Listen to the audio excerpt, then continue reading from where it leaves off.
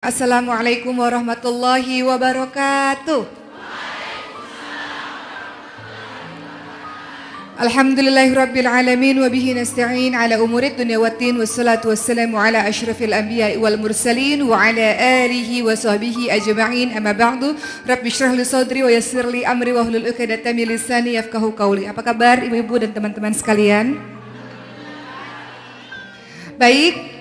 Ini ibu-ibu yang bergabung dalam komunitas Hilyatul Muslimah. Komunitas yang bergerak dalam bidang tarbiyah dan sosial. Atau jangan-jangan pembisnis semua lagi. Atau ibu-ibu yang aktif bekerja. Atau justru yang bekerjanya di rumah. Ada juga, karena hari ini saya diberikan materi berupa wanita berkarir surga. Ibu-ibu sekalian, sedikit cerita saja, saya baru keluar dari bandara tadi jam 7 kurang 15. Sehingga yang harusnya dijadwalkan mengisi jam 7, jadinya agak lewat sedikit karena keluar dari bandaranya baru jam 7 kurang 15. Saya dari Jakarta, dari rumah jam 12 malam tadi, jadi belum mandi ini. Ya, jam 12 malam ada anak saya di dalam bersama suami saya. Jam 12 malam kami pergi ke bandara, pesawat jam 2. Kemudian sampai keluar dari bandara tadi jam 7 kurang 15. Dan saya akan kembali mengisi lagi nanti jam 8 pagi di...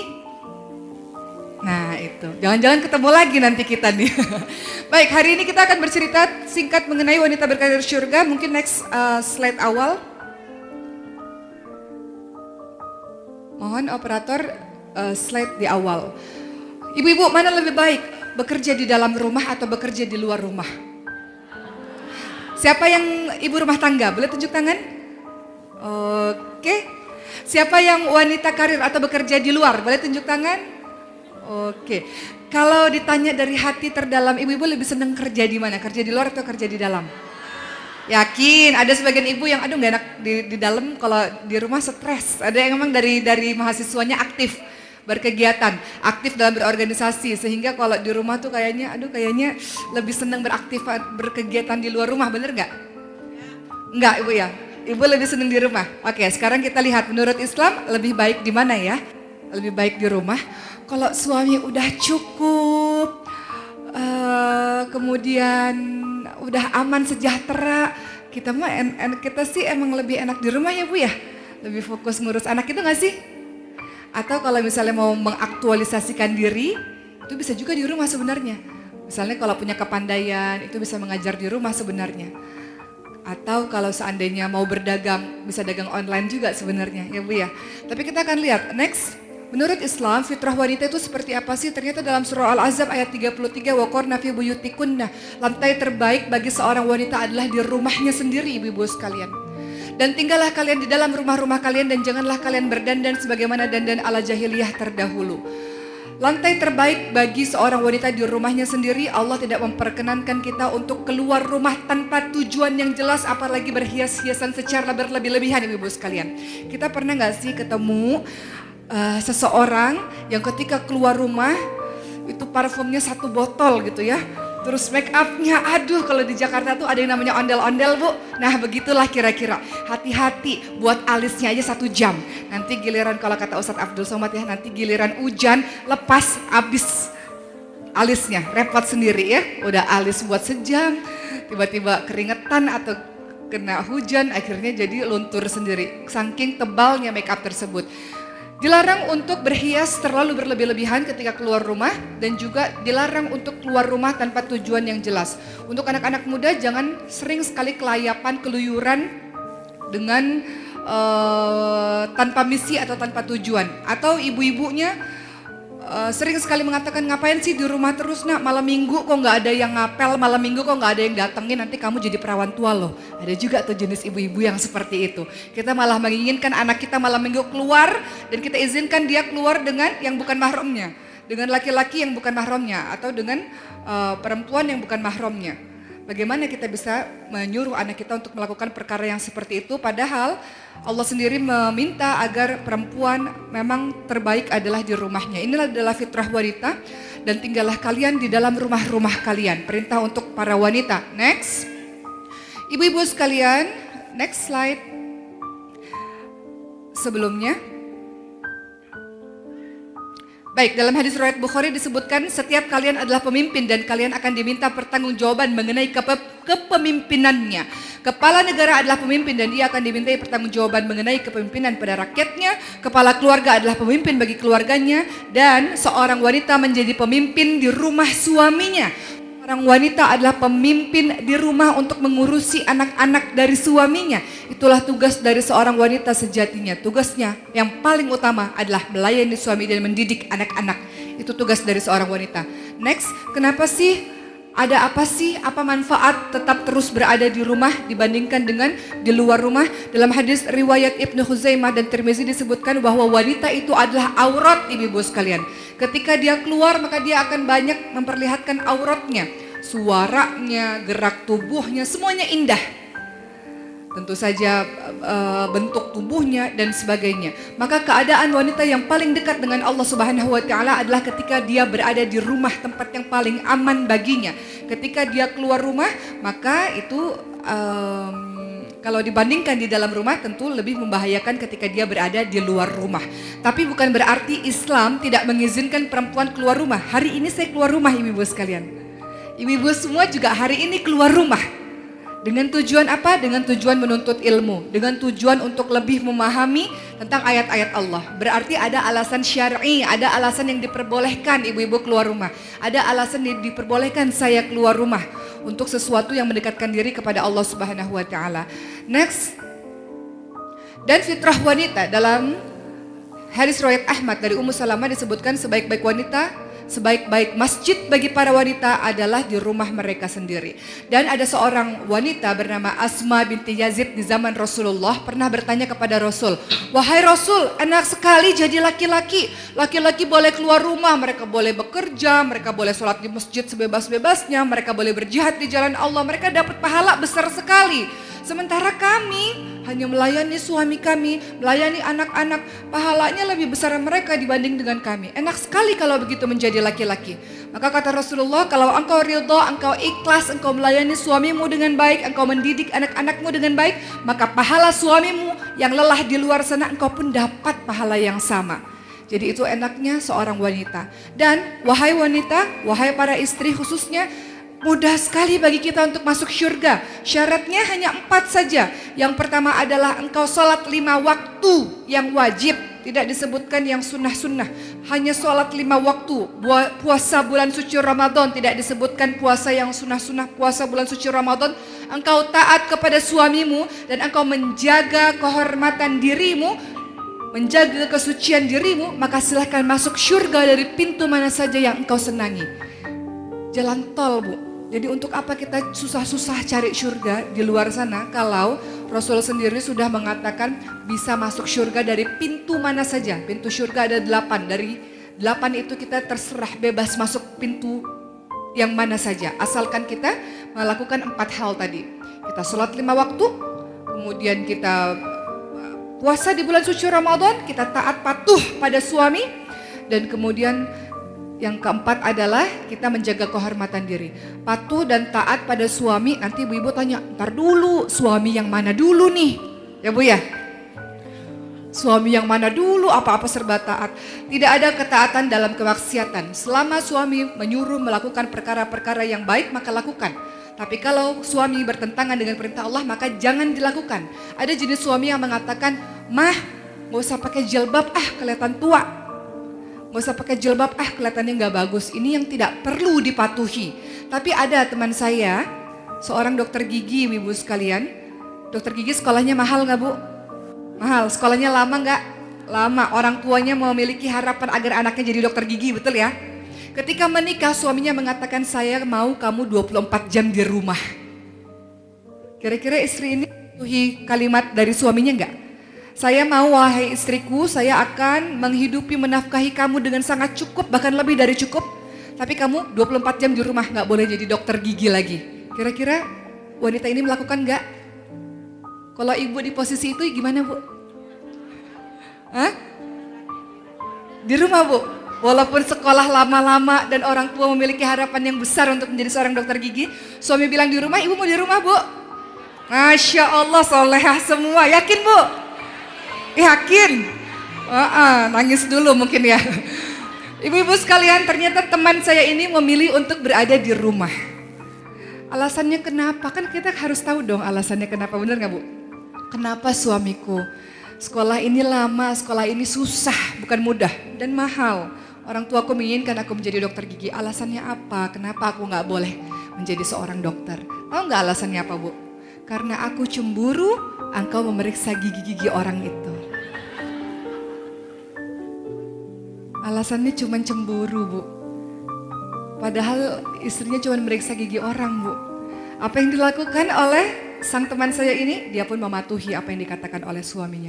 Apapun perkataan suami, sejatinya kalau kita ingin menjadi perempuan yang solihah, ini nasihat juga untuk diri saya, patuh, dengar, taat selama tidak melanggar yang syar'i, tidak melanggar perintah dari Allah Subhanahu wa taala, seperti teman saya sang mantan dokter gigi itu ya. Setidaknya dia bisa merawat gigi anak-anak dan suaminya sendiri. Jadi ilmunya nggak ada yang sia-sia.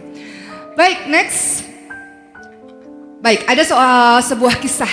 Kisah ini tidak sahih tapi bisa menjadikan pembelajaran untuk kita. Di zaman Rasulullah pernah berkata kepada Fatimah putrinya, "Wahai Fatimah, ada anak Uma di sini." Doain ya Bu supaya jadi penceramah juga. Jadi kalau saya suka ceramah dia suka ngikutin. Kakak mau duduk di sini? Dari tadi di pesawat, kakak mau swimming, Uma mau swimming, bentar ceramah dulu gitu. Oke.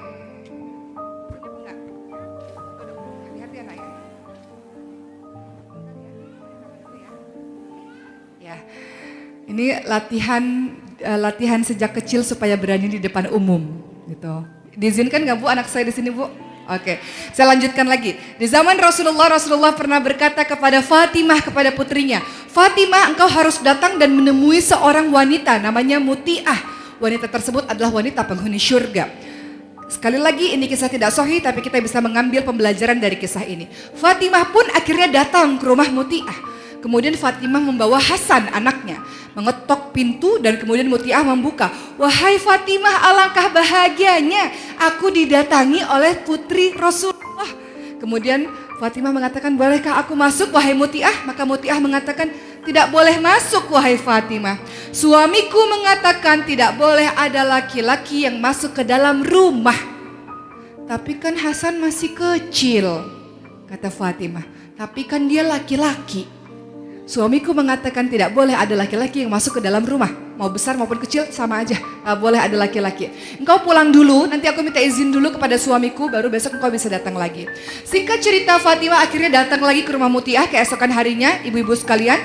Dan kemudian apa yang terjadi? Dan kemudian Fatimah melihat ada rotan, kemudian ada kipas tangan, dan ada handuk. Maka Fatimah pun bertanya kepada Muti'ah, "Muti'ah, handuk ini untuk apa? Kipas tangan ini untuk apa? Dan kemudian rotan ini untuk apa?" "Handuk ini aku gunakan ketika suamiku pulang kerja. Aku tahu dia sangat capek, aku tahu dia berjuang sangat keras untuk bisa menghidupi aku dan anak-anak. Oleh karena itu handuk ini kugunakan untuk membersihkan badannya, seluruh badannya. Agar ia merasa badannya enak, badannya bersih sehingga bisa tidur dengan nyenyak.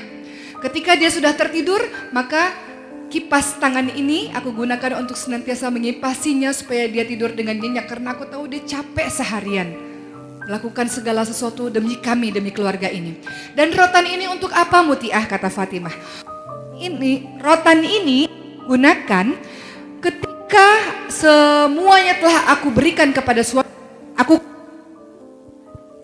Aku katakan pada suamiku, "Wahai suamiku, pukullah aku dengan rotan ini jikalau pelayananku tidak baik sejauh ini kepadamu, sehingga aku tahu di mana letak kekurangan dan kesalahanku dan aku bisa memperbaikinya untuk menjadi istri yang engkau ridhoi." Kemudian Fatimah pun bertanya, "Wahai Muti'ah, apakah suamimu memukulmu dengan rotan ini?" Lalu apa yang dikatakan oleh Muti'ah? "Sama sekali tidak pernah wahai Fatimah. Justru ketika aku mengatakan hal tersebut, suamiku justru memelukku dan tidak pernah satu kali pun dia memukulku dengan rotan ini." Jadi kisah ini mendatangkan pembelajaran ibu-ibu sekalian betapa Muti'ah melakukan berbagai macam cara agar dia bisa masuk pintu surga dari mana-mana saja dengan cara melayani suaminya dengan sebaik-baik mungkin. Susah ya Bu ya? Susah gak Bu? Ngomongnya sih gampang, pelaksanaannya susah, bener gak? Kadang kita kesel, kadang kita sebel, kadang kita marah gitu ya. Tapi mudah-mudahan kita minta pada Allah kekuatan untuk bisa sabar dalam menghadapi suami kita.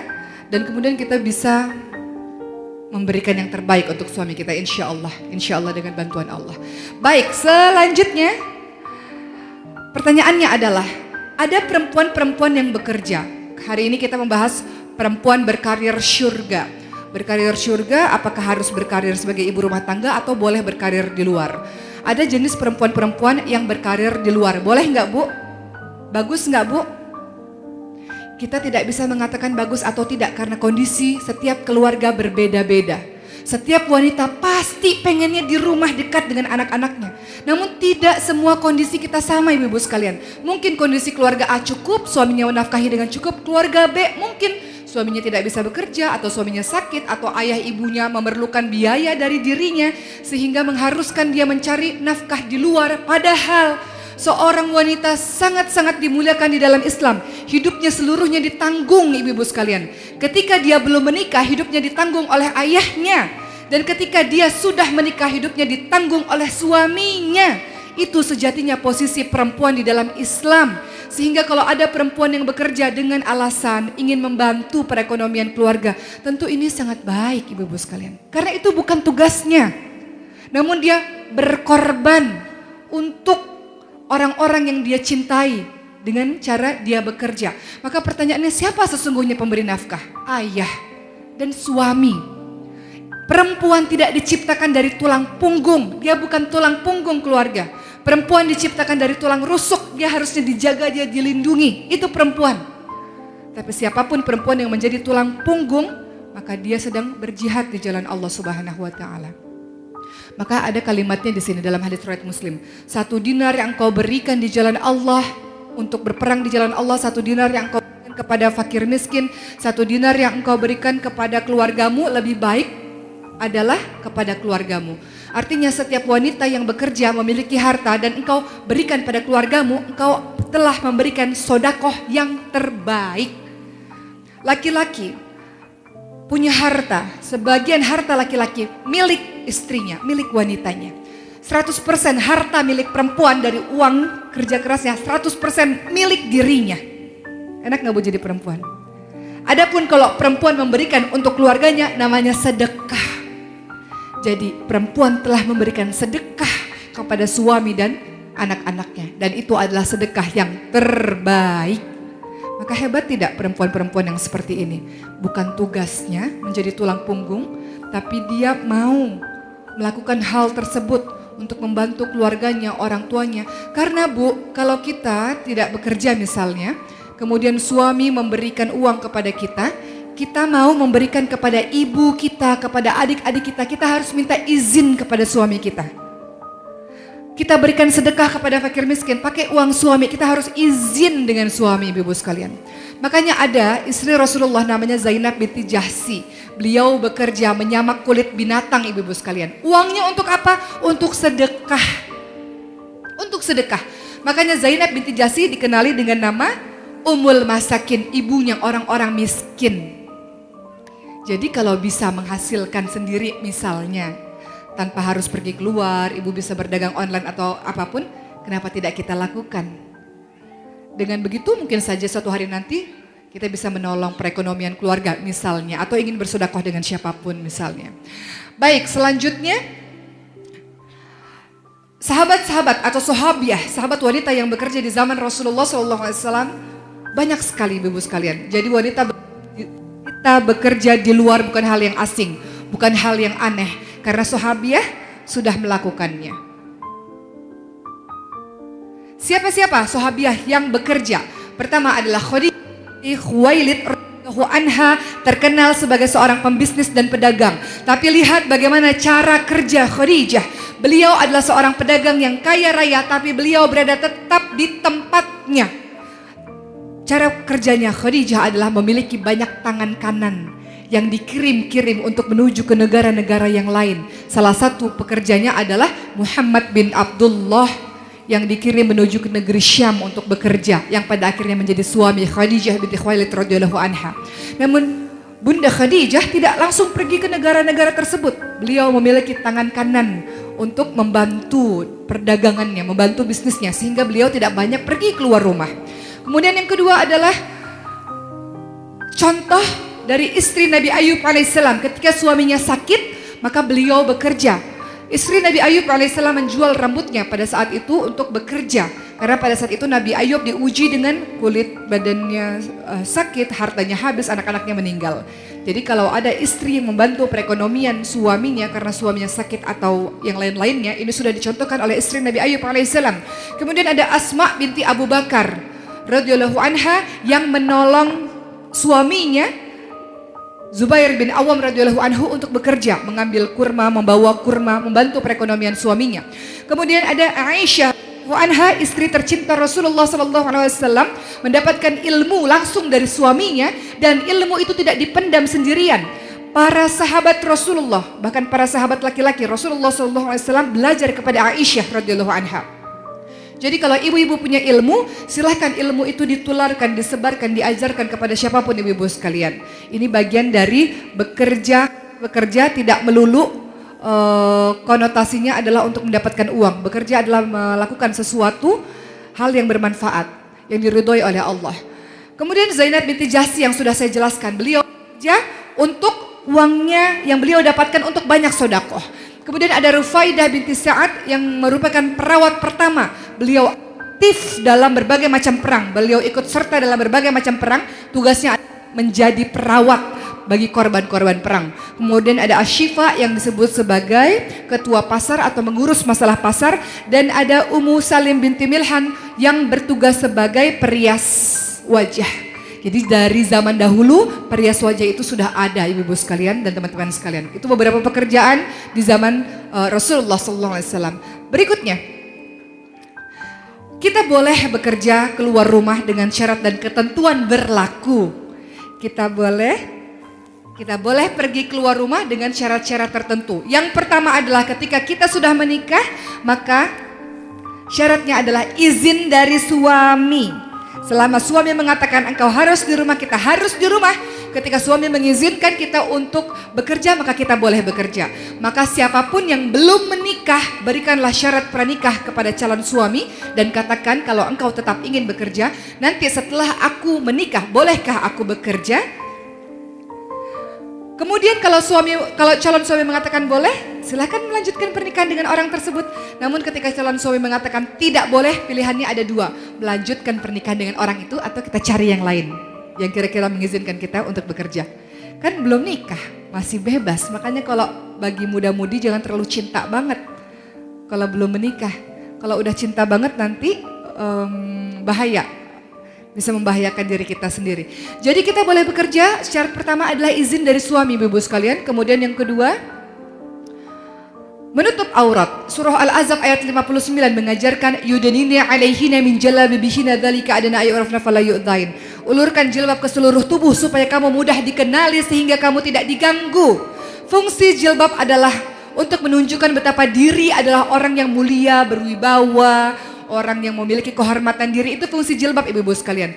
Jangan sampai fungsi jilbab jadi perhiasan. Ada orang yang pakai kembang 7 rupa di atas kepala. Ya, atau ada potnya nih di atas kepala nih. Atau kerudung sakratul maut. Kerudung sakratul maut ya, kerudungnya diikat gitu ya. Dicekek gitu. Kerudung sakratul maut namanya ya. Jadi kalau pakai kerudung yang sesuai ajaran Allah dan Rasulnya, fungsinya adalah untuk melindungi diri, menandakan kita adalah wanita yang mulia. Zaman sekarang ada yang namanya jilbab boobs. Artinya adalah terlalu ketat sekali baju itu sehingga nampak lekuk tubuhnya. Maka Rasul mengatakan ada jenis orang yang mencium bau syurga saja dia tidak bisa. Siapa dia? Salah satunya adalah perempuan-perempuan yang berpakaian tapi telanjang. Dia berpakaian tapi seperti tak berpakaian, saking tipisnya dan saking ketatnya. Itu yang sudah berbusana, apalagi yang buka-bukaan, nggak tahu lagi tuh ancamannya kayak gimana. Jadi sudah saatnya bagi kita, jadi kalau ada orang yang mengatakan aku nggak siap berjilbab, bagaimana mungkin engkau nggak siap berjilbab? Indonesia adalah salah satu negara mayoritas jutaan, ratusan juta orang muslim. Bagaimana mungkin engkau masih bisa mengatakan aku tidak bisa berjilbab? Sementara lingkunganmu sangat mendukung untuk engkau berjilbab, teman-teman sekalian. Jadi ajarkan anak-anak kita sejak dini untuk berjilbab. Sejak sedini mungkin ibu-ibu sekalian, ajarkan dia untuk malu nak, aurat nak, malu. Itu namanya pendidikan sex education. Pendidikan seks itu salah satunya adalah mengajarkan, nah ini malu nak, ini nggak boleh dipegang sama orang ya sayang. Ini yang harus ditutup ya sayang. Itu termasuk bagian dari sex education ibu-ibu sekalian. Mengajarkan betapa mulia dan berharganya seorang perempuan sehingga dia nggak boleh dibuka begitu saja. Teman-teman sekalian, saya pernah melakukan demo apa yang namanya? Pernah melakukan, jadi waktu saya diberi kesempatan oleh Allah pergi ke Australia, 5 menit lagi, oke. Saya bertanya kepada para bule-bule, anak-anak SMA, anak-anak SMP, 2 permen, 1 permen terbungkus, 1 permen yang sudah terbuka bungkusnya. Saya katakan kepada mereka, 1 kelas penuh, wahai adik-adikku, kalau kalian disuruh pilih, kalian pilih permen yang terbungkus atau permen yang sudah terbuka bungkusnya. Dan semua mereka memilih permen yang masih terbungkus. Maka saya tanya, kenapa permen yang masih terbungkus? Karena ini bersih, karena ini gak ada lalatnya, karena ini terjaga, karena ini lebih sehat kami makan.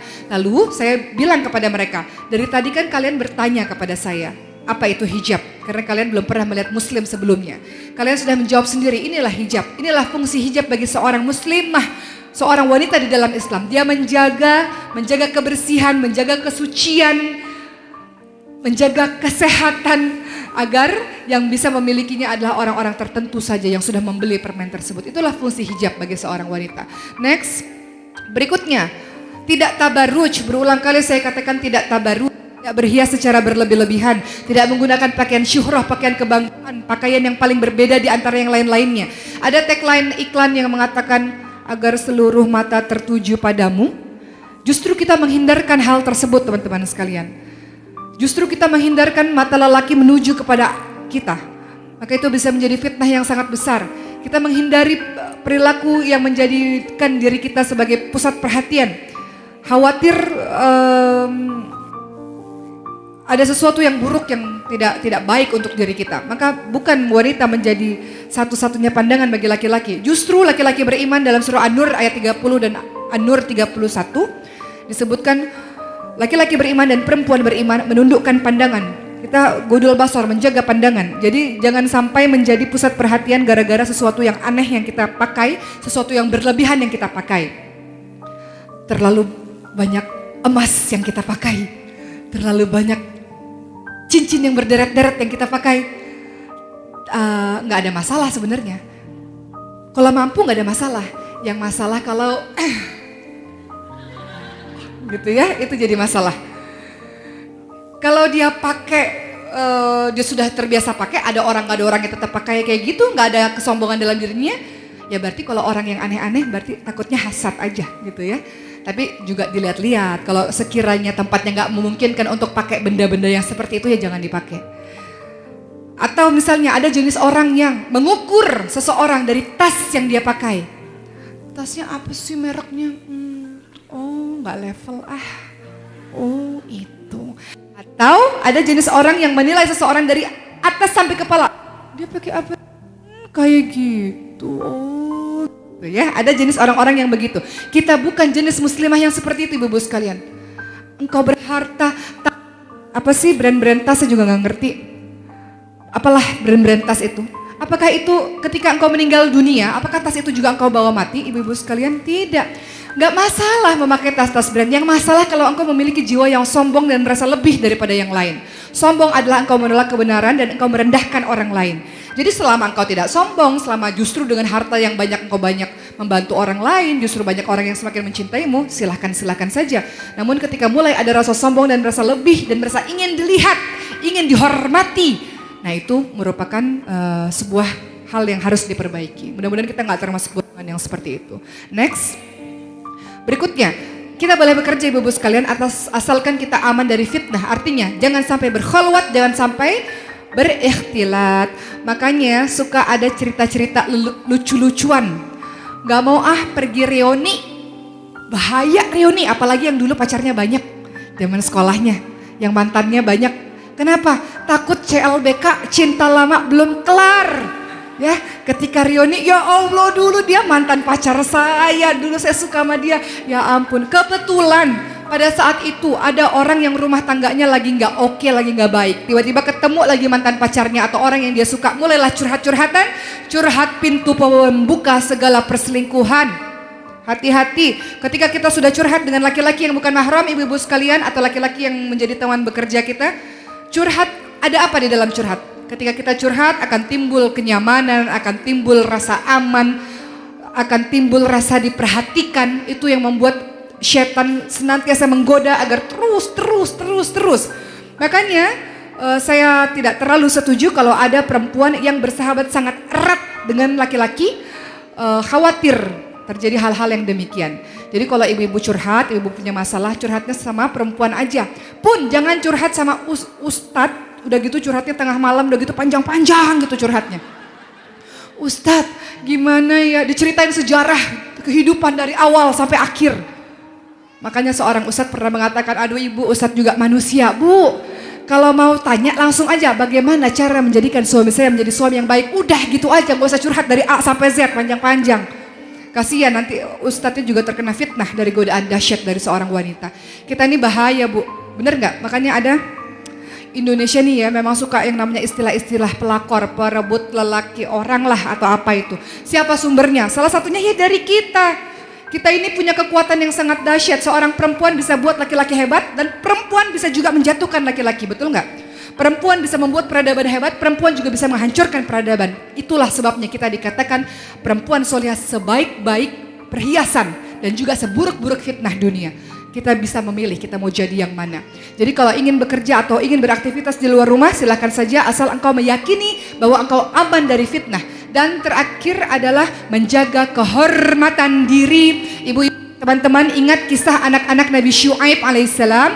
Kisah anak Nabi Syuaib alaihissalam. Mereka menunggu untuk mengambil air untuk hewan ternak mereka. Karena banyak laki-laki yang sudah mengantri untuk mengambil air. Nabi Musa datang pada saat itu sedang beristirahat di bawah pohon. Nabi Musa tanya, wahai kedua wanita, apa yang sedang kau lakukan di sini?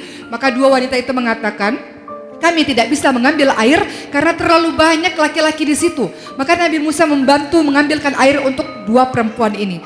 Anak perempuan Nabi Syuaib ini kemudian mengadukan kepada ayahnya. Nabi Syuaib pun mengundang Nabi Musa untuk pergi ke rumahnya. Maka anak Nabi Musa disebutkan. Next slide. Dalam surah Al-Qasas ayat 20. Ihya apa kalimatnya? Tamshi al-istihya. Mereka berjalan dengan malu-malu. Perempuan ini, anak Nabi Syuaib alaihissalam, berjalan dengan malu-malu menghadap Nabi Musa dan mengatakan, sesungguhnya ayahku mengundangmu memberikan balasan sebagai imbalan atas kebaikanmu memberikan minum kepada kami. Titik. Artinya apa? Ada dua. Jalannya sederhana aja, nggak usah jalannya mencari-cari perhatian orang. Kedua, ngomongnya juga seperlunya aja. Kisah yang dicontohkan anak-anak Nabi Syuaib alaihissalam ada dua, jalannya sewajarnya saja. Yang kedua, bicara seperlunya saja kepada lawan jenis yang bukan mahramnya. Itu yang kita bisa ambil dalam kisah anak-anak Nabi Syuaib alaihissalam ini. Next slide. Baik, sudah selesai. Baik ibu-ibu sekalian atau teman-teman sekalian, artinya adalah silahkan pergi keluar rumah selama engkau yakin bahwa dirimu akan baik-baik saja dan tidak akan mengundang fitnah untuk orang lain. Maka saya berharap bahwa teman-teman sekalian di sini silahkan kita menjadi diri yang memang diinginkan oleh Allah dan Rasul-Nya. Di dalam Al-Quran ada surah An-Nisa khusus perempuan, tidak ada surah khusus untuk laki-laki di dalam Al-Quran teman-teman sekalian. Adanya surah khusus untuk perempuan. King perempuan ingin dimuliakan oleh Allah. Saking perempuan ingin saking perempuan ingin dimuliakan di agama kita. Jadi mudah-mudahan kita bisa menjaga diri, menjadi diri yang hormat diri yang terjaga insya Allah, dan insya Allah menjadi satu kisah penutup. Belum saya ngisi untuk siswa tentang hijrah. Tes mic, ayo kita bekerja sama. Jadi kisah penutup pada suatu hari. Nah, kisah penutup dari saya, Bu, ingin matinya masuk surga kan Bu? Ketika kita mati suami ridho kepada kita, karena kita telah memberikan yang terbaik kepada suami, maka kita bisa masuk surga. Sebuah kisah, ada seorang wanita yang sangat solihah, lalu qadarullah dia meninggal dunia. Ketika wafat, seluruh orang bersedih karena seluruh orang tahu bahwa dia memiliki akhlak yang sangat baik. Jadi kalau kita sudah meninggal dunia nanti Ibu sekalian, kita orang baik atau tidak baik itu langsung kelihatan karena dari respon orang-orang. Maka hati-hatilah dalam bersikap karena nanti di akhir hidup kita orang akan tahu siapa sesungguhnya diri kita. Jadi ketika wanita solehah ini meninggal dunia, semua orang berkomentar positif sekali terhadap wanita ini dan mereka semua kehilangan dengan wanita ini karena saking baiknya dan banyak sekali amal kebaikan yang dia buat untuk orang lain. Jadi banyak orang yang merasa kehilangan untuk dirinya. Semua orang menangis kecuali suaminya. Suaminya tersenyum dan mengatakan, terima kasih kalian sudah datang, aku ridho. Aku ikhlas dengan kepergian suami, dengan kepergian istriku. Aku ikhlas dengan kepergian istriku. Dia istri yang sangat-sangat baik. Dia istri yang sangat-sangat solihah. Dia istri yang sangat-sangat patuh. Dengan kalimat begitu dari suaminya, Bu, perempuan tersebut sudah bisa masuk surga, ibu-ibu sekalian. Bisa gak ya kira-kira kalau kita meninggal dunia suami kita ngomong begitu, Bu? Atau suami kita ngomong, ya Allah ini istri durhaka nih, istri nusyus, kerjaannya keluar kelayapan, keluyuran. Kerjaannya dia pernah menyakiti hati saya, kata-katanya kasar, kata-katanya lebih tinggi daripada saya. Atau suami kita mengatakan hal yang demikian. Makanya senantiasa kita berdoa kepada Allah Subhanahu wa taala, Rabbana hablana min azwajina wa dzurriyyatina qurrata a'yun waj'alna lil muttaqina imama. Kita minta pada Allah agar pasangan kita dan diri kita sendirilah menjadi penyejuk mata, penyejuk hati. Dan kita menjadi diri yang baik untuk orang-orang lain insya Allah. Baik, terima kasih Ibu sekalian. Insya Allah kita berjumpa lagi. Saya akan mengisi tema selanjutnya dengan tema hijrah. Wabillahi taufiq wal hidayah. Wassalamualaikum warahmatullahi wabarakatuh. Waalaikumsalam warahmatullahi wabarakatuh. Jazakillah khairan katsiran kami ucapkan kepada yang teristimewa Ustazah Oki Setiana Dewi. Mungkin karena beliau harus mengisi acara di tempat lain, mohon maaf kepada seluruh jamaah yang sudah mengirimkan pertanyaan lewat WhatsApp. Mungkin sesi pertanyaan insya Allah kalau kita bisa berjumpa di kesempatan lain. Atau bisa nggak sesi pertanyaan dijawabnya di yang ini abis ini acara selanjutnya nggak bisa ya? Beda. Beda segmen. Ini ibu-ibu di sana mahasiswa gitu. Baik, terima kasih. Saya rasa mungkin kita doa dulu ya buat penutup pada hari ini, boleh? Baik ibu-ibu sekalian, kita berdoa dulu, kita angkat tangan kita tundukkan pandangan kita. Astaghfirullahaladzim, astaghfirullahaladzim, astaghfirullahaladzim. A'udzubillahi minasyaitonirrajim. Bismillahirrahmanirrahim. Hamdan syakirin, hamdan na'imin, hamdan yuwafi ni'amahu wa yukafi'u mazidah. Ya Rabbana lakal hamdu kama yanbaghi li jalali wajhikal karimi wa 'azimi sultanik. Allahumma shalli ala sayyidina Muhammad wa ala alihi wa sahbihi ajma'in. Ya Allah, kami berkumpul di sini ya Allah dengan waktu yang singkat ya Allah. Tapi kami berharap bahwa apa-apa yang telah disampaikan bisa kami aplikasikan dalam kehidupan kami sehari-hari. Kami ingin menjadi orang yang baik ya Allah. Kami ingin menjadi istri yang baik ya Allah. Kami ingin menjadi ibu yang baik ya Allah. Kami ingin menjadi saudara yang baik ya Allah. Maka Engkau tahu siapa sesungguhnya diri kami ya Allah. Engkau tahu betapa buruknya dan hinanya diri ini ya Allah. Mereka semua memujiku, mereka semua senang terhadap kami ya Allah. Karena mereka tidak tahu siapa sesungguhnya diri yang hina ini ya Allah. Engkau telah tutup aib-aib kami di depan mata manusia ya Allah. Namun Engkau sesungguhnya yang maha melihat, yang maha mendengar siapa sesungguhnya diri ini ya Allah. Maka pada kesempatan kali ini ya Allah, ampuni dosa-dosa kami ya Allah. Ampuni keburukan kami ya Allah. Ampuni kekhilafan kami ya Allah. Ampuni semua dosa yang kami lakukan secara sembunyi-sembunyi maupun dosa yang kami lakukan secara terang-terangan. Dosa yang kami lakukan ya Allah dengan penuh kebanggaan ya Allah. Ampuni kami ya Allah. Jadikan kami pada hari ini menjadi diri yang lebih baik, diri yang berhijrah di jalan-Mu ya Allah. Kami sungguh-sungguh jadi orang baik ya Allah, ingin jadi orang baik ya Allah. Ya muqallibal qulub tsabbit qalbi ala dinik. Kau yang membolak-balikkan hati wahai Allah. Hari ini kami berbuat baik, besok kami berbuat maksiat, besok kami berbuat baik, besok kami berbuat maksiat lagi ya Allah. Kami tidak ingin menjadi orang yang seperti itu ya Allah. Ihdinas siratal mustaqim. Kami senantiasa mengatakan dalam salat kami, tunjukilah kami jalan yang lurus wahai Allah. Maka bantu kami ya Allah untuk menjadi orang yang baik ya Allah. Perjalanan ini sangat panjang ya Allah.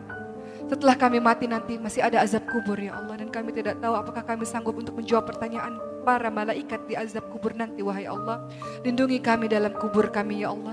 Nanti akan ada padang mahsyar ya Allah. Kami tidak tahu apakah kami bisa selamat di padang mahsyar yang sangat panas ya Allah. Setelah padang mahsyar ya Allah, kami akan harus menjalani sirat ya Allah. Dan di dalam titian surat itu ya Allah, kami tidak tahu apakah kami terpeleset atau kami bisa menuju ke syurga-Mu ya Allah. Masih terlalu panjang perjalanan ini ya Allah. Maka bantu kami, bantu saudara kami, suami kami, anak-anak kami, orang tua kami untuk menjadi orang-orang yang baik. Matikan kami dalam keadaan husnul khatimah dan masukkan kami ke dalam syurga-Mu. Amin amin ya rabbal alamin.